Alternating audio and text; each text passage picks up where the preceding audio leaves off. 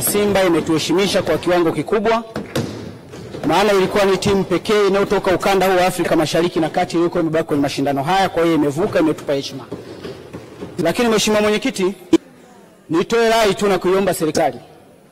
Jana baada ya mechi, nadhani ndani ya lisali moja, tuliona tangazo linazunguka wakisema kwamba uwanja wa Benjamin Mkapa umefungiwa na hautatumika katika mechi tena.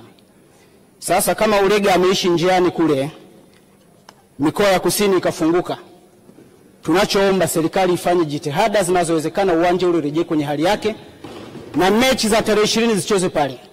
Mheshimiwa Rais amekuwa champion mkubwa, na motisha hiyo anayoipata wachezaji wakafanya vizuri katika klabu zetu ni kwa sababu yuko nyuma yao. Itakuwa ni jambo la ajabu na aibu nusu finali hii ikachezwa kwenye nchi nyingine wakati nchi nyingine zimekuwa zinakimbia kucheza mechi zao. Kwa tuombe ile serikali ilifanyie kazi. Baada ya haya, Mheshimiwa Mwenyekiti, naomba nirejee katika mchango wangu.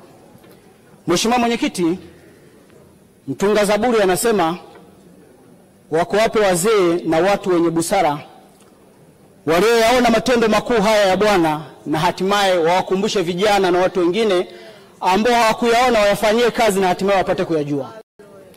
Kwa nini anasema haya Mheshimiwa Mwenyekiti? Mwaka 2021 Mheshimiwa Rais Samia alipoingia madarakani mpaka sasa ametimiza miaka 4. Yako mambo ambayo yamefanyika mwaka 2021.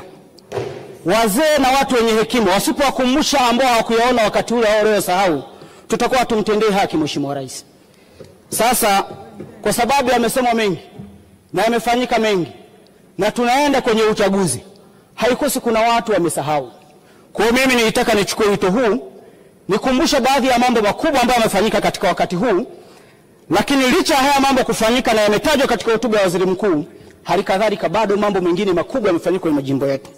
Mheshimiwa Mwenyekiti, tumekuwa na miradi mikubwa ya kitaifa kama bwawa la Mwalimu Nyerere, reli ya kisasa ya SGR, tukawa na daraja la Kigongo Busisi, tumekuwa na daraja la Tanzanite, tumekuwa na daraja la Mtoani, lakini flyovers nyingi zimejengwa.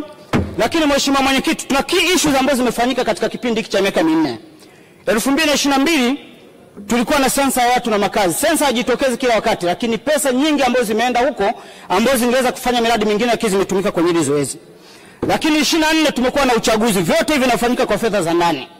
Lakini 23-24 tulipata janga la El Nino na hatimaye nchi wakaweza kuistabilize karudi kwenye mahali pake. Sasa mambo yote haya makubwa ambayo yamefanyika huenda watu wameyasahau, na leo tunapoelekea kwenye uchaguzi mwingine anaweza akaangalia kitu kimoja akasema hiki. Ni lazima tuelewe nchi imekuwa engaged kwenye vitu vikubwa, lakini pia tunajenga viwanja kwa ajili ya AFCON na mambo mengine makubwa yanaendelea katika taifa hili.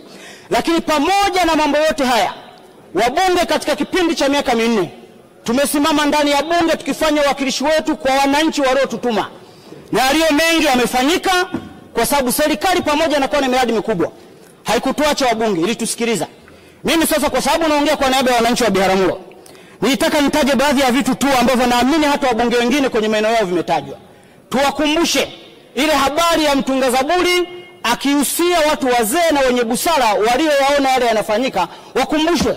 Haikosi kuna mtu mwingine aliona barabara haikuwepo, lakini sasa hivi akipita hajui kama kulikuwa na shida ya barabara. Mara nyingi nimekuwa nawakumbusha watu hata ule uwanja wa ndege wa kimataifa Terminal 3 ulipojengwa pale. Zamani kilikuwa ni kijiji cha Kipawa kile. Watu waliondoka pale, mtu mpya akiingia pale anaona uwanja, haimagine kwamba kuna watu waliowahi kuishi pale miaka 2000 mpaka 2005. Sasa Mheshimiwa Mwenyekiti, kwa mfano kwangu tu, miradi ya maji ambayo imefanyika kwangu kwenye habari ya vijijini, Mheshimiwa Mwenyekiti, katika muda wa miaka hii 4 tumepokea bilioni 8.8 katika miradi ambayo imeshatekelezeka, na miradi mingine ya takriban bilioni 5.19 inaendelea. Biharamulo mamlaka ya maji na 3.3 bilioni. Ukipiga tu hesabu hapo ni karibu bilioni 17. Biharamulo peke yake tumepokea kwenye miradi ya maji. Tumeongeza idadi ya distribution ya watu ambao walikuwa hawapati maji na hatimaye wamepata maji. Naongelea habari ya shule. Mwaka 2020 shule ya msingi ni kwa nazo 98. Lakini leo ninaposimama hapa nina shule za msingi 117. Ongezeko la shule mpya 19 za msingi. Mheshimiwa Mwenyekiti, sio kazi ndogo. Nakumbuka nilipoingia hapa nilikuwa na shule moja ya msingi Nemba Biharamulo ilikuwa na wanafunzi 5259, shule moja na madarasa 9. Lakini leo ninapoongea tumetoa shule 4 mpya pale. Kwa yote haya ni mambo makubwa ambayo yanafanya serikali na lazima tujivunie nayo.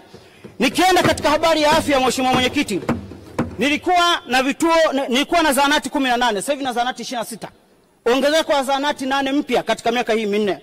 Vituo vya afya nilikuwa navyo 6, sasa hivi ninavyo 7. Sikuwa na hospitali ya wilaya, lakini tayari ninayo moja. Unaweza kuona commitment ya serikali.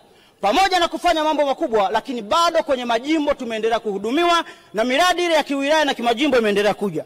Lakini Mheshimiwa Mwenyekiti, nataka niongelee habari ya barabara katika jimbo langu la Biharamulo. Wakati Mheshimiwa Rais anaingia, pesa niliyokuwa napokea Biharamulo ilikuwa ni milioni 670 tu kwa ajili ya barabara.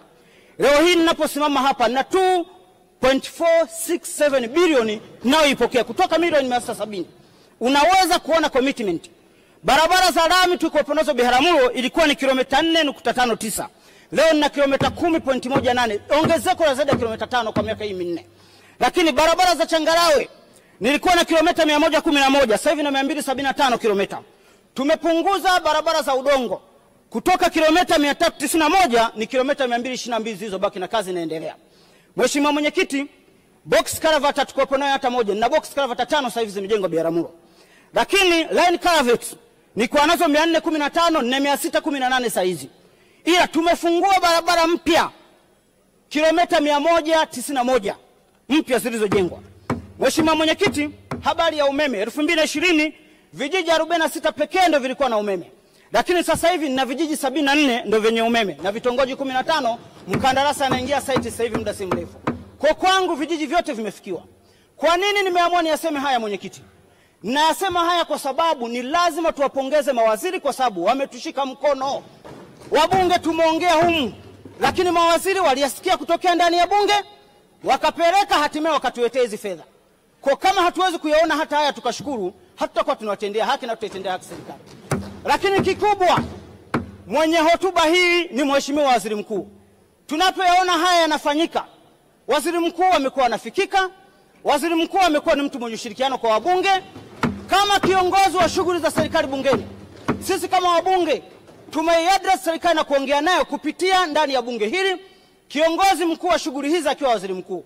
Kwa ni lazima tumpongeze na kuona kwamba commitment yake katika kusikiliza hoja za wabunge imekuwa kubwa. Hatimaye mambo haya waliyosikia katika bunge wakaenda kuyajadili katika baraza na kuyapeleka kwa Mheshimiwa Rais, hatimaye pesa zikamwagika zikaja zikafanya miradi. Lakini Mheshimiwa Mwenyekiti, kipekee pia nimpongeze Waziri Mkuu kwa sababu si rahisi. Nadhani ni waziri mkuu wa kwanza ambaye ametumika katika serikali mbili na marais wawili full time. Akitumika katika serikali ya 500 kama waziri mkuu na ametumika katika serikali ya 600 kama waziri mkuu mpaka tunamalizia. Kazi hii na uaminifu wake na commitment yake katika kusaidia marais hao wawili ni kubwa. Kwa kipekee kwa niaba ya wananchi wa Biharamulo, nichukue nafasi hii kumpongeza na kumwombea kwa Mwenyezi Mungu azidi kumuhifadhi na kumlinda, ili hatimaye commitment hii ambayo umeionyesha Mungu wa mbinguni akamlipe maradufu, hatimaye tumuone tena wananchi wa Ruangwa wakimwamini na kumpa nafasi nyingine tena ya kuja kushiriki hapa. Mheshimiwa Mwenyekiti, kipekee nikushukuru kwa nafasi na niseme kwamba ninaunga mkono hoja. Asante sana kwa nafasi. Asante sana Engineer John Chiwelesa, Engineer Chiwelesa kwa mchango wako. Nimwite sasa Mheshimiwa Simon